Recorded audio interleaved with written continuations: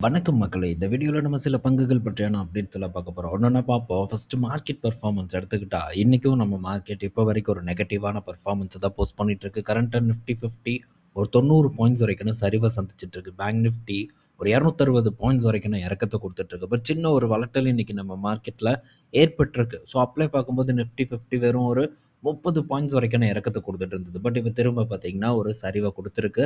So இப்போ again ஒரு ரிவர்சல தர மாரியான ஒரு வியூ நமக்கு காட்டுது. பட் ரிவர்சல் ஏற்படுமா என்ன ஏதுங்கிறத வெயிட் பண்ணி பார்ப்போம். ஸோ பல பங்குகள் பார்த்தீங்கன்னா, மார்க்கெட்ல நல்ல பிரஷர ஃபேஸ் பண்ணிட்டு வந்துட்டுருக்கு. அருமையான ஒரு டைம் இப்போ மார்க்கெட்ல முதலீடு பண்றதுக்கு பலருக்கும் வந்து ஏற்பட்டிருக்கு. ஸோ எப்படி யூஸ் பண்ணணுங்கிறது அவங்கவங்க கையில தான் இருக்கு. ஸோ நல்ல நல்ல தரமான நிறுவனங்கள் நல்லா பார்த்தீங்கன்னா, தொடர்ந்து டே பை டே வந்து குறைஞ்சுக்கிட்டே வந்துட்டுருக்கு. ஸோ அப்படிப்பட்ட நிறுவனங்கள் பின்னாடி போவது கரெக்ட்டா இருக்கும் அப்படின்னு நான் நினைக்கிறேன். ஸோ இன்னும் பலரும் பார்த்தீங்கன்னா, பீக்ல இருக்கக்கூடிய பங்குகள் எல்லாம் கேட்டுட்டு இருக்காங்க.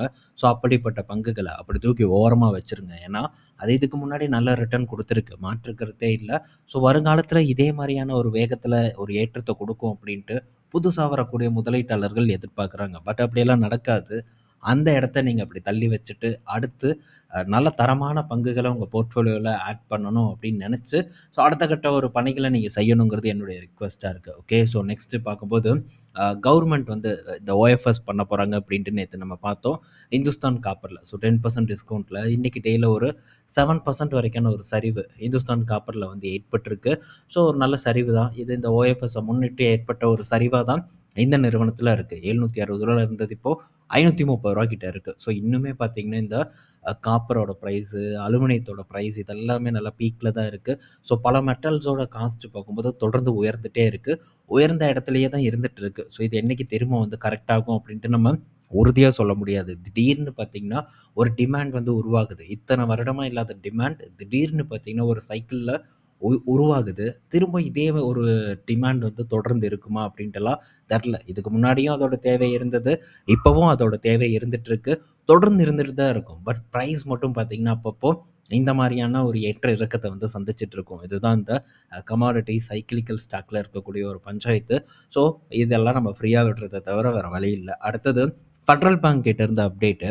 ஸோ ஃபெடரல் பேங்க் பார்த்தீங்கன்னா, ஜனா ஸ்மால் ஃபினான்ஸ் பேங்கோட ப்ரொமோட்டர் ஹோல்டிங் ப்ரொமோட்டர் ஹோல்டு பண்ணக்கூடிய பங்குகள வாங்க போறதா ஒரு தகவல் வந்து கிடைச்சிருக்கு. ஸோ ஒரு 16.9% எக்ஸாக்ட்டா 16.94% பங்குகள வந்து ஃபெடரல் பேங்க் வாங்க போறதா ஒரு செய்தி வந்திருக்கு.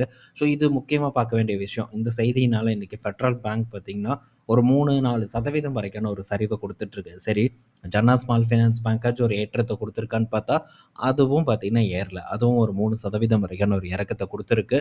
ஸோ இது ஒரு முக்கியமான நகர்வா பார்க்கப்படுது. ஸோ இதன் மூலியமா ஃபெடரல் பேங்கோட பிசினஸ் பார்த்தீங்கன்னா உயரும். அதில மாற்று கருத்து இல்ல. அண்ட் அங்க என்ன அசெட் குவாலிட்டி இருக்கு, ஸோ எப்படி போயிட்டுருக்கு அப்படிங்கிறதெல்லாம் ஒரு முக்கியமான விஷயம் ஃபெடரல் பேங்கோட ஃபியூச்சர் பெர்ஃபார்மன்ஸுக்கு. ஸோ இந்த மாரி நடக்கக்கூடிய ஒரு அக்யூசேஷன் பார்த்தீங்கன்னா, ஸோ ஸ்லோ டவுன் பண்ணும். இவங்களுடைய வளர்ச்சிய ஸ்லோ டவுன் பண்ணும். ஒரு ஷார்ட்டர் பீரியட்ல ஒரு 2, 3 வருடத்துக்கு மேபி தடைப்படுத்தலாம். ஆனா அதுக்கப்புறம் அகைன் பிசினஸ் பார்த்தீங்கன்னா, சீரா நல்ல ஒரு ஏற்றத்த வந்து குடுக்குங்கிறதுல மாற்று கருத்து இல்ல. பட் அந்த அசெட் குவாலிட்டி இப்ப இருக்கக்கூடிய அசெட் குவாலிட்டிய எப்படி அஃபெக்ட் பண்ணுது அப்படிங்கிறதெல்லாம் பார்க்கணும். ஸோ இப்ப ஆ HDFC பேங்க் 2யும் இணைச்சாங்க. என்னைக்கு இணைச்சாங்களோ அன்னையிலேருந்து பார்த்தீங்கன்னா, அதுக்கு நல்ல காலம் இல்லாம போச்சு. ஸோ அதே மாரி எதுக்கு வேணா வந்து ஏற்படலாம். ஸோ ரொம்ப வந்து நம்ம கேர்ஃபுல்லா இருக்கணும். ஸோ ஃபெடரல் பேங்க்ல நான் எக்ஸிட் பண்ட்டேன். முன்னாடியே எக்ஸிட் பண்ட்டேன். நான் எக்ஸிட் பண்ண லெவல்ல இருந்து இது இன்னும் ஒரு ஏற்றத்த தான் வந்து குடுத்துருக்கு. 300க்கு பண்ணேன். ரூ. 345 இன்னைக்கு டேல கரண்ட்டா ட்ரேட் ஆயிட்டு இருக்கு. ஸோ நல்ல பெர்ஃபார்மன்ஸ் தான் ஏற்பட்டுட்டு இருக்கு. பட் இதுக்கு மேல ஹோல்டு பண்றதுக்கான ஒரு பொறுமை என்கிட்ட இல்ல. ஓகே. ஸோ நெக்ஸ்ட் அதே மாரி இது நான் எக்ஸிட் பண்ணிட்டேன் அப்படிங்கிறதுக்காக இத நம்ம டிஸ்கஸ் பண்ணாமலாம் இருக்க போறதில்ல. தொடர்ந்து இதெல்லாம் நம்ம டிஸ்கஸ் பண்ணிட்டு தான் இருக்க போறோம். முக்கிய நகர்வுகள், நடக்கக்கூடிய மாற்றங்கள் அப்படின்ட்டு அனைத்தும் வரக்கூடிய நாட்கள் எல்லாம் நம்ம டிஸ்கஸ் பண்ணலாம். ஸோ நெக்ஸ்ட்டு ஸோ யூபிஎல் பற்றியான ஒரு அப்டேட். ஜெஃப்ரீஸ் பார்த்தீங்கன்னா, இந்த யூபிஎல் வந்து ஒரு 25% வரைக்கான ஒரு ஏற்றத்த குடுக்கும் அப்டின்ட்டு வந்து சொல்லியிருக்காங்க. ஸோ கரண்ட்டா யூபிஎல்லோட பெர்ஃபார்மன்ஸ் வந்து சுமாரா தான் இருந்துட்டுருக்கு. யூபிஎல் இதுக்கு முன்னாடி வந்து நான் ஃபோக்கஸ் பண்ண நிறுவனம். அண்ட் அதில நல்ல ஒரு சரிவையும் வந்து பார்த்தேன். அதுக்கப்புறம் காஸ்ட்டுக்கு தாண்டுனதும் எக்ஸிட் ஆயிட்டு இதிலருந்து வெளியவும் வந்தேன். ஸோ இப்பவும் பார்க்கும்போது பெரிய ஒரு பெர்ஃபார்மன்ஸ் பண்ணாத ஒரு நிலைமையில தான் இந்த யூபிஎல் இருந்துட்டுருக்கு. ஸோ 800 தொட்டுட்டு இப்போ பார்த்தீங்கன்னா, ஒரு 550 கிட்ட ட்ரேட் ஆயிட்டு இருக்கு. ஸோ இப்போ என்ன எக்ஸ்பெக்ட் பண்றாங்கன்னா, செகண்ட் ஹால்ஃப் பெட்டரா இருக்கும் அப்படிங்கிற ஒரு எதிர்பார்ப்ப ஜெஃப்ரீஸ் வச்சிருக்காங்க. குறிப்பா அந்த சீட் கம்பெனி அது என்ன அட்வான்டாவோ, அவன்டாவோ ஏதோ ஒரு கம்பெனி. ஸோ இவங்களுடைய சப்சிடரி அதோட பெர்ஃபார்மன்ஸ் தான் பெருசா வந்து ஃபோக்கஸ் பண்றாங்க. அண்ட் அது போக அத இன்னும் வரக்கூடிய காலங்கள்ல தனியா வந்து லிஸ்ட் பண்றதுக்கான ஒரு திட்டத்தையும் வந்து வச்சிருக்காங்க. ஸோ அது இன்னும் பார்த்தீங்கன்னா, இந்த பங்கோட வேல்யூவ அன்லாக் பண்ணும் அப்படிங்கிற ஒரு எதிர்பார்ப்பு பார்த்தீங்கன்னா வச்சிருக்காங்க. ஸோ இதெல்லாம் இருக்கு. பட் இருந்தாலும் ஐபிஓ வந்து ஒரு அன்லாக்கிங் பண்ணி ஒரு பெர்ஃபார்மன்ஸ் பண்ணுன்ட்டு எதிர்பார்க்க முடியாது. பட் மேபி இவங்க ஐபிஓ மூலியமா ஃபண்ட ரைஸ் பண்ணி இருக்கக்கூடிய கடன வந்து குறைக்கலாம் அப்படிங்கிறது எதிர்பார்ப்பா இருக்கு. பட் இவங்க இன்னுமே கடன குறைச்ச பாடு இல்ல. ஸோ இதுக்கான ஒரு திட்டம் வேணும். மேக்ஸிமம் வந்து அந்த ஐபிஓ மூலியமா பங்குகள வித்து, ஸோ இந்த கடன வந்து கட் பண்ணுவாங்க. ஓரளவாச்சும் ஒரு போர்ஷனாச்சும் கடன குறைப்பாங்க அப்படின்னு நான் நினைக்கிறேன். இது நடந்ததுன்னா கண்டிப்பா இந்த நிறுவனத்தில ஒரு பெர்ஃபார்மன்ஸ் நம்ம எக்ஸ்பெக்ட் பண்ணலாம். பட் உறுதி இல்ல. ஸோ இன்னும் வந்து நம்ம இத செக் பண்ணிட்டு அதுக்கப்புறமா திரும்ப வந்து நம்ம டிஸ்கஸ் பண்ணலாம். ஸோ நெக்ஸ்ட் பார்த்தீங்கன்னா டாடா மோட்டார்ஸோட நெக்ஸான். ஸோ நல்ல ஒரு ஒரு செல்லிங் ஆயிட்டு இருக்கக்கூடிய ஒரு மாடலா இந்த டாடா மோட்டார்ஸோட நெக்ஸான் மாடல் வந்து இருந்திருக்கு. ஸோ இப்போ அடுத்து ஃபேஸ் லிஃப்ட் வந்து வரப்போகுது. ஸோ மேஜர் சேஞ்ச் இருக்காது அப்படின்னு நான் நினைக்கிறேன். ஸோ இப்போவே நல்லா தான் இருக்கு. இந்த டாடா நெக்ஸான பொறுத்தவரைக்கும். என் நண்பர் கூட வாங்கியிருக்காங்க. ஸோ அருமையா இருக்குது. வண்டி பார்க்கும்போது கிட்டத்தட்ட 16,00,000 ஈவி அப்படின்னு நம்ம எடுத்துக்கிட்டோம்னா, ஸோ மாடல் வைஸ் பார்க்கும்போது சூப்பர் லுக்க வந்து நெக்ஸான் குடுக்குது. சந்தேகமே வந்து இல்ல.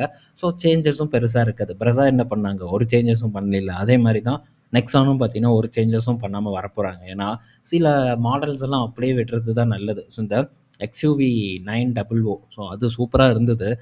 700 சாரி அது சூப்பரா இருந்தது. பட் அதுக்கப்புறம் அதோட ஒரு 7XO அப்படின்னு கொண்டு வந்து, அது கொஞ்சம் பார்த்தீங்கன்னா, ஒரு மிக்ஸ்டு ரிவ்யூ பெற்ற ஒரு வாகனமா தான் வந்து இருக்கு. ஸோ அந்த மாரி எதுவும் பண்ணாம, நல்ல மாடல் போயிட்டுருக்கா. கொஞ்சம் வருடத்துக்கு அத வச்சு ட்ரை பண்றதுல தப்பில்ல. அடுத்த ஒரு பெட்டர் மாடல இவங்க உருவாக்குற வரைக்குங்கிறது என்னுடைய ஒரு கருத்தா இருக்கு. ஸோ இப்போ வரைக்கும் டாப் செல்லிங் தான். ஃபேஸ் லிஃப்ட் வந்தாலும் இது டாப் செல்லிங்கா தான் இருக்க போகுது. அதில சந்தேகம் இல்ல. அடுத்தது ஐஎஃப்எல் ஃபினான்ஸ் கிட்ட இருந்து ஒரு update. So IFL finance so இவனும் பார்த்தீங்கன்னா, கோல்டு லோன்ல ஒரு முக்கியமான ஒரு நிறுவனமா இருக்கான். ஸோ இந்த ஐஏஎஃப்எல் ஃபினான்ஸ் பார்த்தீங்கன்னா, இன்னைக்கு டேல ஒரு 7, 8% வரைக்கான சரிவ வந்து சந்திச்சிருக்கு. என்ன ரீசன் பார்த்தா, டாக்ஸ் நோட்டீஸ் வந்திருக்கு. ஸோ இந்த டாக்ஸ் நோட்டீஸ் காரணமா ஸோ இப்போ கொஞ்சம் ரெக்கவர் ஆயிருக்கும் போல. ஸோ இந்த டாக்ஸ் டிமாண்ட் காரணமா இந்த ஐஏஎஃப்எல் ஃபினான்ஸ் வந்து சரிவடைஞ்சிருக்கு. அதுவும் இவங்களுடைய கோல்டு பிசினஸ்ல அந்த டாக்ஸ் டிமாண்ட் எதுவும் வரல. இவங்களுடைய ஹவுசிங் லோன் அந்த செக்மெண்ட் அவங்களுடைய சப்சிடரியில ஏற்பட்ட ஒரு இம்பாக்ட் காரணமா இந்த ஷேர் இறங்கியிருக்கு. எங்க கிடக்குதுன்னு பாருங்க. உச்சக்கட்ட பீக்ல ட்ரேட் ஆயிட்டு இருக்கு. ஸோ இந்த நிறுவனம் எல்லாம் இந்த வருடத்துல மட்டும் சூப்பர் டூப்பரான ஒரு பெர்ஃபார்மன்ஸ குடுத்துருக்கு. ரூ. 400 இருந்தது. ரூ. 700 தொட்டிருக்கு. ஸோ நல்ல ஒரு ஏற்றம் இந்த ஐஏஎஃப்எல்ல வந்து நடந்திருக்கு அப்படின்னு நம்ம சொல்லலாம். பட் இப்போ இந்த டாக்ஸ் டிமாண்ட் காரணமால சான்ஸ் ஏற்படுமான்னு கேட்டா, டெஃபினட்டா இங்கெல்லாம் வந்து ஏற்படாது. ஸோ ரொம்ப பீக்ல இருக்கு. இந்த மாரியான பங்குகள நம்ம பார்த்துக்கணுமே தவிர, என்ன நடக்குதுன்னு தெரிஞ்சுக்கலாமே தவிர, ஸோ உள்ள போய் விழுந்துறக்கூடாது அப்படிங்கிறது என்னுடைய பார்வையா இருக்கு. ஸோ நெக்ஸ்ட்டு பேசஞ்சர் வெஹிக்கிள் அதாவது காரோட பிரைஸ் எல்லாம் வந்து உயர்த்துறதுக்கான வாய்ப்பு இன்னும் இருக்கு அப்படிங்கிற மாரியான ஒரு செய்தி வந்திருக்கு. ஸோ டைரக்ட்டா சொல்லல.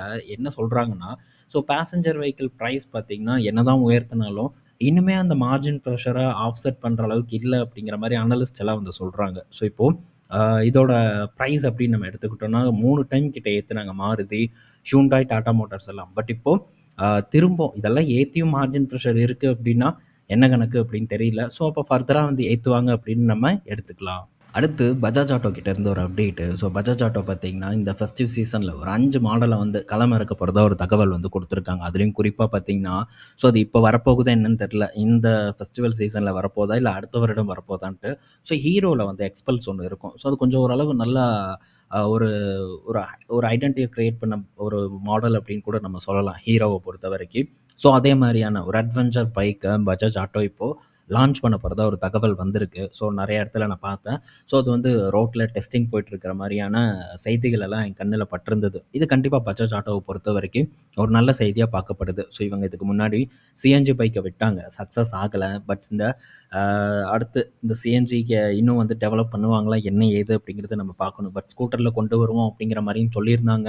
ஆனா, இதுக்கு முன்னாடி விட்டது சக்சஸ் ஆகல. நெறையா பார்த்தீங்கன்னா, டொமஸ்டிக்ல இவங்களுடைய பெர்ஃபார்மன்ஸ் வந்து கொஞ்சம் லேக் ஆயிட்டு தான் இருக்கு. நம்ம மற்ற கம்பெனிஸ் கூட கம்பேர் பண்ணும்போது. பட் இருந்தாலும் தொடர்ந்து அத பூர்த்தி செய்யக்கூடிய அளவுக்கான கெப்பாசிட்டி இருக்கக்கூடிய நிறுவனமா தான் பஜாஜ் ஆட்டோ வந்து இருக்குது. ஸோ எப்படி செயல்படுறாங்க, மாடல்ஸ் எப்படி வரப்போகுதுங்கிறத பார்ப்போம். இன்னும் அந்த பல்சரில் வரக்கூடிய ஃபேஸ் லிஃப்ட் இந்த மாதிரியான விஷயங்களும் ஆட் பண்ணி தான் ஸோ இந்த 5 மாடல் இருக்கும் அப்படின்னு நான் நினைக்கிறேன். ஸோ அதெல்லாம் பெரிய ஒரு எக்ஸ்பெக்டேஷன் இருக்க போகிறதில்ல. எப்படி இருந்தாலும் பல்சர் வாங்க போகிறாங்க, எப்படி ஸ்ப்ளெண்டர் வாங்குறாங்களோ அதே மாதிரி தான் பஜாஜுக்கு பல்சர். அது தொடர்ந்து ஓடிட்டே தான் இருக்க போகுது.